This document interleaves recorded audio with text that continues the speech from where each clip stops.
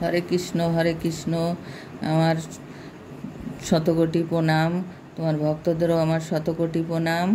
আমি আজকে একটা গল্প বলবো, ভান্ডারার চমৎকার। এই চমৎকার শুনলেই আপনারা চমকে যাবেন। এরকম আবার হয় নাকি? তাও হয়েছে হয়েছে বলেই তো গীতায় লেখা। এটা দেখুন, আমি ভিডিওটা বানাচ্ছি, মানে বলছি, আর আপনারা শুনে ভালো লাগলে একটা লাইক অন্তত করবেন। আপনাদের কাছে অনেক অনুরোধ রইল, লাইক আর সাবস্ক্রাইব না থাকলে সাবস্ক্রাইবও করে দেবেন। হরে কৃষ্ণ হরে কৃষ্ণ হরে কৃষ্ণ। আমি এবার ভিডিওটা শুরু করছি। 3 দিন যাবৎ ভান্ডারা চলছিল। প্রত্যেক ব্যক্তি দিনে কম করে 2 বার ভোজন করে। কিছু কিছু ব্যক্তি 3-4 বারও করে। খাবার শেষে দক্ষিণাস্বরূপ একটি মোহর, 10 গ্রাম সোনা আর একটি কম্বল দেওয়া হচ্ছিল। এই লোভে অনেক লোক 3-4 বার এই ভান্ডারা করছিল। 3 দিন পর্যন্ত 18 লাখ মানুষ যদি কাশীর চারিদিকে পায়খানা প্রস্রাব করত, তাহলে চারিদিকে দুর্গন্ধে ভরে যেত। কাশী 1 লাখ সেবাদার, 18 লাখ সন্তু, জগৎ এবং কাশীর স্থানীয় মানুষ। এদের পায়খানা প্রস্রাবের কাশীবাসীদের শ্বাস নিতেও কষ্ট হওয়ার কথা ছিল, কিন্তু তেমন কিছুই হয় নাই। সমস্ত মানুষ ইচ্ছামতো বারবার খেয়েছে, কিন্তু পায়খানা প্রস্রাব একবারও করে নাই। তাই দ্বিতীয় দিন কিছু লোকের মধ্যে চিন্তা হয় পায়খানা প্রস্রাব না হওয়ার জন্য। শত লোকের সেবাদারদের জিজ্ঞাসা করে, ভাই, ক্ষুধাও ঠিক লাগছে, কিন্তু পায়খানা প্রস্রাব বন্ধ হয়ে গিয়েছে, পেটে ও কোনো সমস্যা নেই। তখন সেবাদাররা বলে, এই খাবার এমন জড়িবুটি দিয়ে বানানো হয়েছে যে খেলে শরীরেই মিশে যাবে।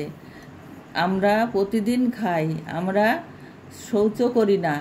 তোমরা নিশ্চিন্ত থাকো। তবুও চিন্তা হয়, খাবার খেয়েছি, কিছু মল হওয়া তো উচিত। তাই শহরের বাইরে গিয়ে পায়খানার চেষ্টা করলে মলদ্বার দিয়ে হালকা সুগন্ধি বায়ু বের হয়। তখন সেবাদারদের কথা বিশ্বাস হয় এবং তাদের ভয় সমাপ্ত হয়। এত চমৎকারের পরেও তখনকার মানুষ পরমাত্মা কবির সাহেবকে পরমাত্মারূপী স্বীকার করেনি নাই। এই সময় সর্ব মানুষের চোখে অজ্ঞানের পট্টি বাঁধা ছিল। পুরাণে উল্লেখ আছে, অযোধ্যার রাজা ঋষভদেব যখন রাজ্য ত্যাগ করে জঙ্গলে গিয়ে সাধনা করছিল, তখন তার ভোজন স্বর্গ থেকে আসত ঋষভদেবজির পায়খানার সুগন্ধ বের হতো। আশেপাশের ব্যক্তিরা তাহা দেখে আশ্চর্যচকিত হয়ে যেত। তদ্রূপ শতলোকের আহারের কেবল সুগন্ধ বের হয়, মল বের হয় না। স্বর্গ শতলোকেরই নকল রূপ। প্রশ্ন করছে, ভক্তি করার জন্য বাড়ি ত্যাগ করে যাওয়া বা বাড়িতে থেকে ভক্তি করার মধ্যে কোনটা উত্তম? শাস্ত্রবিধি অনুসারে পূর্ণ গুরু থেকে দীক্ষা নিয়ে মর্যাদার থেকে আজীবন ভক্তি করলে পূর্ণ মোক্ষ হবে। যদি ঘর ত্যাগ করে বনে চলে যাও, তাহলে ভোজনের খাবারের জন্য গ্রাম বা শহরে গৃহস্থের দরজায় আসতে হবে। শীত, গরম, বর্ষা থেকে বাঁচার জন্য কুঠির কুঁড়ে ঘর বানাতে হবে।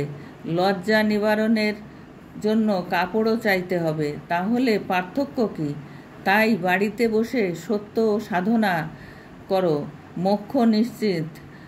বিবাহ করো বা নাই করো, স্ত্রী পুরুষ দুইজনই ভক্তি করে মোক্ষ প্রাপ্তি করতে পারে।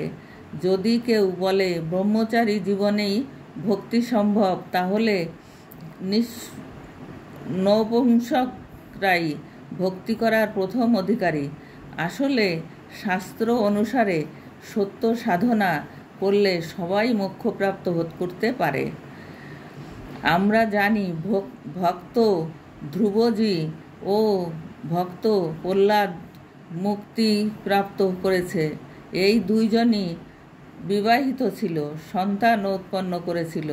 প্রহ্লাদের ছেলে বৈলোচন ছিল আর নাতি রাজাবলি ছিল, যে শত যজ্ঞ করেছিল।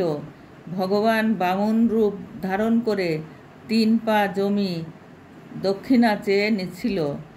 আর অজ্ঞানীরা বলে ব্রহ্মচারী পুরুষ মোক্ষ প্রাপ্তির অধিকারী হয়।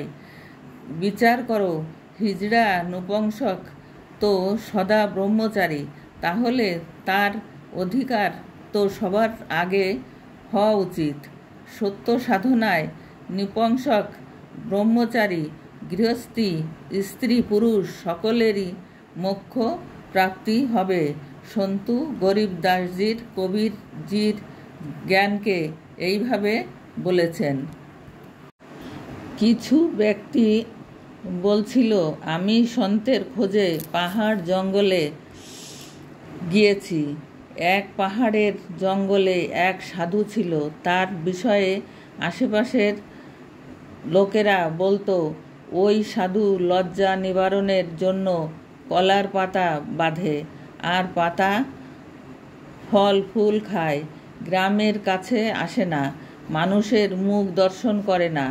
মানুষকে দেখলে দ্রুত গতিতে জঙ্গলের মধ্যে চলে যায়। ওখানের লোকেরা বলে, ওই সন্তের দর্শন খুব ভাগ্যে হয়, একবার দর্শন হলে মালামাল হয়ে যায়। আমি কয়েকদিন যাবৎ সকালে যেতাম আর সন্ধ্যার সময় জঙ্গল থেকে আসতাম। একদিন দৌড়ে যাওয়ার সময় পিঠ দেখি, যদি দর্শন হয়ে যেত তাহলে ভাগ্য বদলে যেত। এইসব কাজ আসলে অপরাধী ব্যক্তিরা করে। সন্তু গরিবদাসজি এমন ব্যক্তিকে রোজ নীলগাই বলেছে। নীলগাই মানুষ দেখতেই দ্রুত গতিতে পালায়। এই সব মানুষ জন্ম দিন রাত জঙ্গলে ঘুরলেও পরমাত্মাকে প্রাপ্ত করতে পারবে না।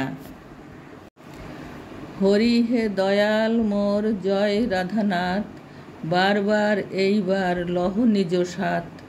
বহুজনী ভূমিনাথ লইনু শরণ, নিজ গুণে কৃপা করো অধমতার তারণ।